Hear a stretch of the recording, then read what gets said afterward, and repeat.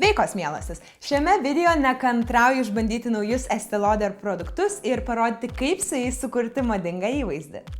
Ir pirmas produktas, kaip visą laiką, yra makiažo pagrindas. Ir šį kartą aš turiu Estée Lauder Double Wear Nude, tai yra nauja pudra, kuri yra kaip ir dabar labai madinga, yra skaisti, spindinti ir nestipriai maskuojanti, sukurianti tokį lengvą gaivios odos efektą. Taigi štai toks jos buteliukas, jis yra patogus tuo, kad turi kempinėlę, bet jei jūs norite naudoti šepeteliu, o ne kempinėlę, tai tiesiog galite atsukti kempinėlę ir štai taip paprastai išsispausti. O išsispausti pudros jums užtenka tik tai pasukti rankenėlę štai taip ir pudra išlenda. Na ir keliauju prie praktikos ir bandau naudoti iš karto su kempinėle. Tai tiesiog pritapšnoju po visą veidą tokių štai taškučių, pasidengiu kiek man reikia pačio produkto. Štai dar truputį. Jeigu matot, kad per daug spaudžiasi, tuomet pasukit atgal ir pudra jums sustos bėgti. Na va, štai taip pritaškavau ir dabar tokiais ir brūkšniniais ir sukamaisiais judesiais išsklaidau visą pudrą ir lengvu sluoksniu padengiu savo veidą. Na ką, tai makiažo pagrindas man iš tiesų patiko, jis yra lengvas, puikiai tiks tom, kurios turit gražią odą ir labai neturit per daug ką maskuoti, tačiau pati kempinėlė manęs labai nesužavėjo ir iš tiesų rinkčiausi galbūt minkštesnę kempinėlę atskirai arba šepetėlį naudoti ją. Na, bet kaip matot, vis tik tai pasidengiau ją veidą ir viskas atrodo pakankamai neblogai, o dabar keliauju prie birios pudros ir čia aš turiu translucent vadinamą peršviečiamą pudrytę, kuri savyje turi šiek tiek spindesio, tai kaip jau minėjau, tendencijos diktuoja tą švytinčios odos efektą, tai ši pudra puikiai tiks, nes jinai nepadarys jūsų veido visiškai matinio, tačiau makiažo pagrindą užfiksuos ir viskas stovės vietoje ir laikysis. Tai šiek tiek nepadauginkit žinoma jos ir šiek tiek ant pūkuoto šepetėlio didelio ir perbraukiam visą veidą lengvu sluoksniu. Išfiksavus viską pudra, keliauju prie skruostų ir kadangi jau po truputėlį išeina iš mados kontūravimas stiprus, tai pasirinksiu paryškinti skruostus tik tai skaistalais ir aš čia turiu Pure Color Envy skaistalus, kurių pavadinimas yra 5. Štai tokios rausvos intensyvios spalvos ir šiek tiek vos turintis tokio lengvo spindesio, ne blizgesio, bet spindesio. Tai imu tą patį didelį šepetėlį ir vos padažius padengiu jais skruostus štai šitose vietose tokiose, ne ant pačių obuoliukų, o ant pačio skruostikaulio, vos ne modeliavimo principu. Štai taip ir likutį galima tiesiog prasklaidyti ir žemyn, ir link šitos pusės, kad atrodytų tiesiog tas skruostas ryškesnis ir natūralus, be jokių užbrėžtų, griežtų, išpieštų linijų.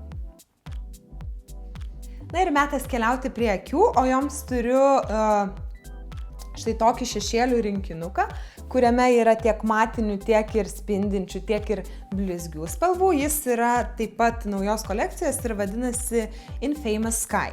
Tai akis norėčiau palikti tokias viršutinį voką neutralų, o paryškinti tik tai tamsiai mėlyną spalvą, apatinę blakstienų liniją, taip sukurti tokį lyg tai ir lengvų akių, neįpareigojančių efektą, bet su cinkeliu. Tai keliauju visų pirma prie pačios šviesiausios matinės spalvos ir lengvai pūkuotu šepeteliu padengiu visą voką. Taip pat ir vidinėme kamputyje. Toliau imu šviesiai rusvą spindinčią spalvą ir ją padengiu judančio voko centrą, tai štai šitą vietą. Na, o tamsesnė ruda spalva aš pabrėšiu akies voko linkį, tiesiog tokia modeliavimo forma, iš kampo ir per visą linkį. Matot, nors ta ruda spalva ir nėra labai intensyvi, tačiau akis iš karto įgavo kitą formą. Na ir keliaukim prie akių paskutinės detalės, tai yra ryški detalė ir jai naudosiu kirstą šepetėlį ir ką darysiu? Paimsiu tą tamsiai rudą spalvą ir nuo apatinių blakstienų kampo vesiu iki beveik pat pradžios tokią nelabai storą liniją ir paskui, jeigu reikės, ją retušuosiu. Tai tiesiog pasiemu arčiau veidrodėlį, kad geriau matyčiau ir keliauju prie blakstienų linijos. Štai taip. Prasklaidžius tą tamsiai mėlyną šešėlį, imuosi paskutinės žydros spalvos ir pūkuotų šepeteliu šiek tiek pačiam kamputyje praeinu ir pašviesinu. Beje, ši mėlyna spalva ypatingai tiks rudas akis turinčioms merginoms. O dabar visą akių įvaizdį užbaigsiu Samšės Knockout blakstienų tušu. Norint palikti šį įvaizdį neutralesnį, siūlau rinktis tiesiog blizgesį ir šį sezoną yra labai madingi blizgučiai tiek akių makiaže, tiek ir ant lūpų. Todėl blizgesys bus taip pat su blizgučiu ir jis vadinasi Reckless Blue, štai tokios spalvos. Toks gali būti pilnai užbaigtas jūsų įvaizdis, tačiau jei esate drąsesnės ir norite būti ultra madingos, šį sezoną reikėtų rinktis ryškės, tamsias, gotiškas lūpas ir joms aš turiu štai tokį tamsiai bordo lūpdažį, kurio pavadinimas yra Brazen ir taip pat nusivalau blizgesį ir parodau, kaip šis įvaizdis pasikeis panaudojus štai šią spalvą. Šiam ryškiam lūpdažiui imu teptuką ir visų pirma nedidelį lūpdažio kiekį įvedu į lūpas ir sutvarkau visą kontūrą.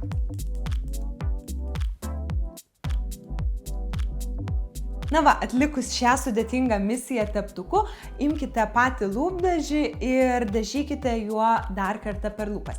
Beje, ant mados podiumų vyrauja tendencija tokių dėmėtų lūpų, kas reiškia, kad intensyvumas spalvos yra ties viduriu ir pats ryškiausias yra lūpų centras, kad lyg tai atrodytų, kad valgėt uogas ir tokios jos jum liko. Taigi galite pasidaryti tiesiog taip pat apšnojant per patį centrą, tačiau jei mėgstat preciziką, dažykit visas lūpas ištisai. Štai tokie du šio įvaizdžio variantai - neutralus tik su blizgesiu ir intensyvesnis su ryškiu gotišku lūpdažiu. Pasirinkit sau tinkantį.